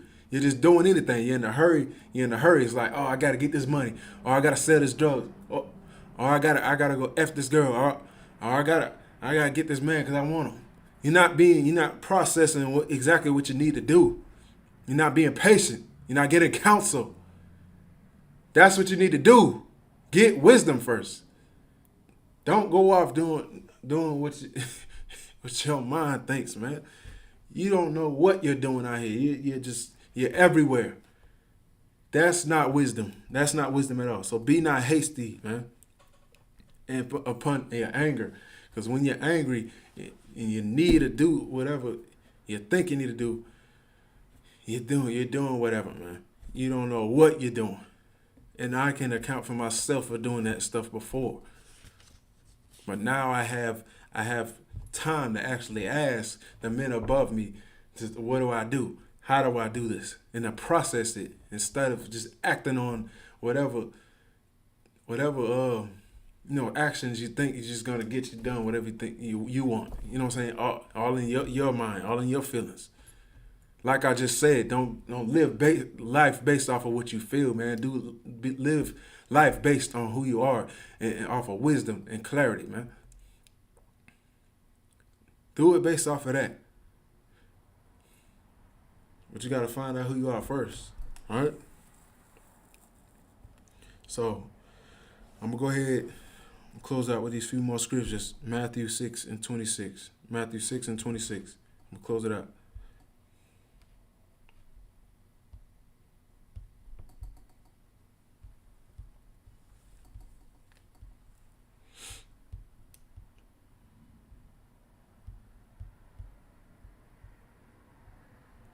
Matthew 6 and 26. Behold, the fowls of the air, for they sow not. It's talking about the birds of the air, the fowls, the things that fly through the air, man. They don't sow, man. They don't sow. Like we do when we put in work so we can get something back. They don't do that. They have everything laid out for them. All right? And it's going to tell you that furthermore. For the fowls of the air, for they sow not. Neither do they reap. They don't even reap the harvest of what they sow. You know what I'm saying? They don't get back on something they did. They're not us. They live. The Lord does what he does with the fowls of the air. The fowls of the air have their purpose. So it's gonna keep telling you. Nor gather into barns. They don't gather in the barns. They don't gather into a stable home. It's comparing it to us, pretty much, as what we do. Yet your heavenly Father feedeth them. They don't do none of that stuff, but the Most High still feeds those fowls, those birds, man. He still gives them their purpose. He still gives them their food, their livelihood to do their purpose. Ain't that good, Dad? Are ye much better than they? It's asking the question. Are ye much better than they? Yes, it's telling you yes. You are. You're the Most High's people. He's telling you that they don't do what you do. Are you not better than them? You're the Most High's chosen people. You're the Lord's creation. All right? You think the Lord don't have a care for you at all?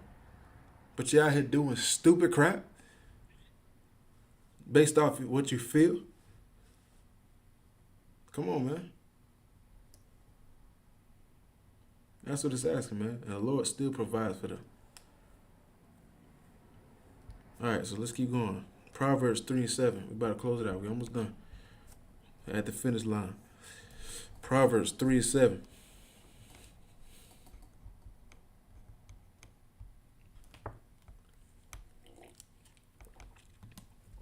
This is heavy. Proverbs 3 and 7. Be not wise in thy own eyes. Fear the Lord and depart from evil. Don't be wise in your own eyes, man. Don't be wise based off, like we just keep saying, based off of what you feel and what you think. Don't be wise based off of what you think you saw. Fear the Lord. Come back to his word, man. He has all the instructions right here, what you need. And if you don't have the answer or what you think you can find, get counsel. That's what we're here for. That's what the I.S.U.P.K is here for. Call the U.P.K. Call any school around your area. You're going to get counsel. You're going to get understanding. Because we understand these things. The Lord put the priests and prophets back on this earth to understand exactly what you need to know. So that you can have wisdom and instruction in these last days. Else you're just going to fall off. All right? So it says, be not wise in our own eyes. And you go in verse 6. Verse 6, it says, Proverbs 3 and 6, in all our ways acknowledge him, and he shall direct our paths. So like I'm going backwards, let's go to 5. Trust in the Lord with all thy heart, and lean not into your own understanding. Just describe everything I just said. Don't lean on your own understanding, on your own thoughts, man. else you're in turmoil. Why do you trust your damn self? Why do you trust what you think you can do, man?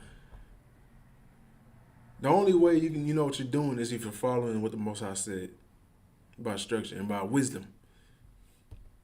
You don't know what the heck you're doing out here, man. Come on, man. Stop making it hard, man. Life can be so simple, man. Life can be so simple. Be not wise and unwise, but fear the Lord and depart from evil. All right? All right, we're almost there. I'm going to close out with this. You know what? Proverbs 7:2 real quick. You know what? I'm going to skip Proverbs 7:2. But you can read that. It's pretty self-explanatory. But I'm going to go to Ecclesiasticus 2:1. Ecclesiasticus 2:1. This is it. That's what I'm going to close out with. And I'm going to go probably through 18. This is what you need to do at the end of the day. Ecclesiasticus 2:1. My son, if thou comes to serve the Lord, prepare thy soul for temptation. Prepare your soul for temptation, man, for the trials that you go to.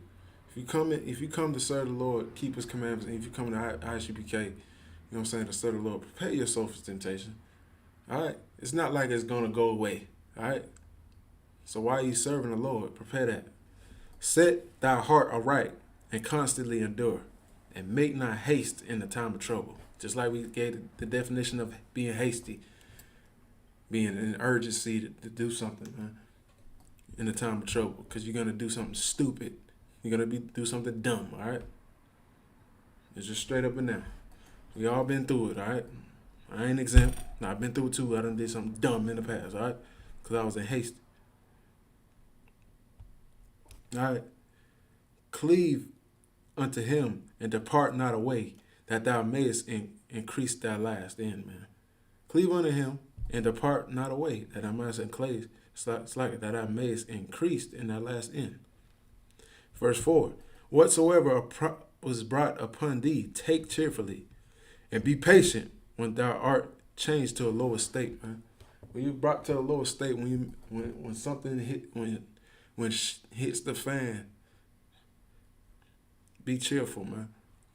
That means do not worry. You know what I'm saying? You might worry for a little bit, but then be like, all right, I can overcome this. All right, it's life. We the strongest people on the planet, man. We the strongest people on this earth. We done been through hell. Our ancestors, man. You can overcome this. All right, you can overcome anything, especially with brotherhood and sisterhood. All right. For gold is tried in the fire, and acceptable men in the furnace of adversity. You're gonna get tried in the fire, man. And acceptable men in the furnace of adversity, man. All right. Verse 6. Believe in him, and he will help thee. Order thy way aright, and trust him. Have faith, man. Verse 7. That ye that fear the Lord, wait for his mercy. Go not aside, lest ye fall. Like I didn't explain this whole goddamn second half of the class. You go off, you're gonna fall, man. You do your own thing. You think you know what the hell you're doing. You're gonna fall. You're gonna do something dumb. You think you're doing something consistently. You think it's working, and you're still gonna get trapped. You're gonna get trapped, all right? This life in America is a trap, man. I'm getting tired of it, man. It's an illusion. Don't fall for it. Trust in the Lord, bro. Come on. Now, verse 10. Look at the generations of old. God, it's like it. Look at the generations of old and see, did ever any trust in the Lord and was confounded? Think about David, man. Did he trust in the Lord when he went up against Goliath? Was he confounded, man? He went up there saying, I'm going to kill this dude, this uncircumcised Philistine that's coming against my people and trying to put fear in the hearts of my people and the minds of my people. Elijah battling those people. I forgot who he was battling exactly, but the ones that was trying to get our people to worship Baal, and he battled them. Did he fear? Was he confounded? No. He wasn't confounded. He overcame. The Lord showed those false prophets up. You know what I'm saying? And Elijah made jokes, man. He clowned them. Because the Lord was really with him. He wasn't confounded, man. Nor did any abide in his fear and was forsaken. Who did he ever despise that called upon him? Come on, man. All right, we're almost done. Almost done. Stay with it. A few more verses. For the Lord is full of compassion and mercy and long suffering and pitiful and forgiveth sins and saveth in the time of affliction, man. He's merciful, man, in these things. And he forgives, man. He forgives. And he's long suffering. He suffers long even in your stupidity, man. In your thing. He has mercy, man. He's pitiful. Very pitiful. And it says, and very pitiful. Not just any pitiful. He's very pitiful. He sees your flaws, man. And he understands. That don't mean you take his pity and his mercy for granted. Try to change. And saveth in the time of affliction. Verse 12. Woe be to the fearful hearts and faint hands. And the sinner that goeth two ways. Said, woe be the fearful hearts. Like we just said, that fear, man. That dumb fear and that thing in your mind that you're going through that you think you need to do. That dumb thing that you need to go off from the Lord, man. Woe be to the fearful, man. Destruction be to the fearful because you're fearful. You're not trusting in the Lord. You're not trusting in the Most High. You're going to do anything. Like we just said, the whole second half of the class. All right? So woe be to the fearful hearts, man. And faint. You're faint. You're weak. Don't be weak. The scriptures say be strong in the Most High. Verse 13. Woe unto him that is faint-hearted, for he believeth not. He doesn't believe, man. Therefore, he shall not be defended. He's not going to be defended. Verse 14. Woe unto you that have lost patience, and will not ye. What will ye do when the Lord shall visit you? Verse 15. They that fear the Lord will not disobey his word, and they that love him will keep his ways. They that fear the Lord will seek that which is well, pleases unto him. And they that love him shall be filled with the law. You're going to be filled with his commandments because you're following his commandments. Verse 17. They that fear the Lord will prepare their hearts and humble their souls in his sight. You're going to do that in front of the Most High because you fear him. Verse 18. Saying, we will fall into the hands of the Lord and not into the hands of men.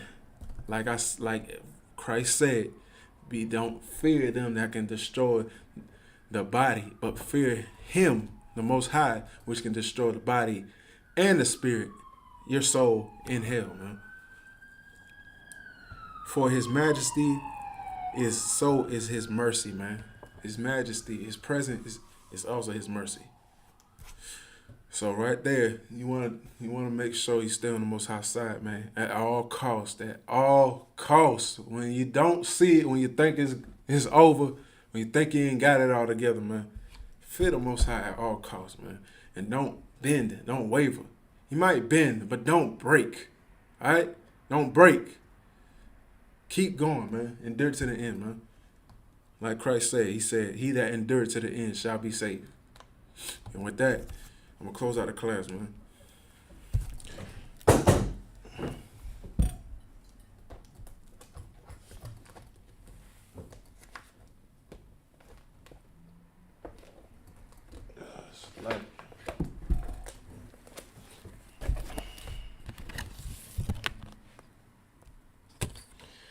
All right.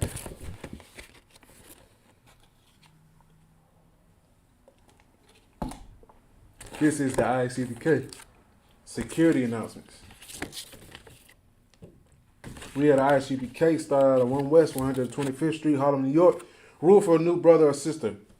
When a new brother or sister comes to the school, they are off limits for 6 months. They are to be saluted only. They are here to share themselves with the world. If they need transportation, the teacher will arrange it. After 6 months, if a brother or sister has an interest in a particular person, he or she must get permission from the head to speak to a brother or sister. There is another 6 months in which the brother or the sister will court each other. After the 6 month period, brother and the sister will get permission from the head to marry. Tithes, which is a commandment. Numbers 18 to 21. Malachi 3 and 8 through 10 means tenth in the Hebrew, ma'ashara.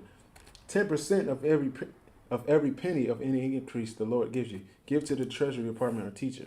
Priest fund, free will offering for the priest, not mandatory. Whatsoever what amount you would like. Upcoming Holy Convocation. This is the upcoming feast day, the Feast of Dedication. Hanukkah, 12th, 5th day of the 9th month by the space of 8 days. Saturday the 17th December 2022 for the 8th day, for 8 days. First Maccabees 4 and 52 to 61. Alright. Remind Akim and Aqua to check the bulletin board. If anyone in the school wants to be a trooper, start wearing all black boots, shirt, pants, headband, and scarf. And with that, shalom.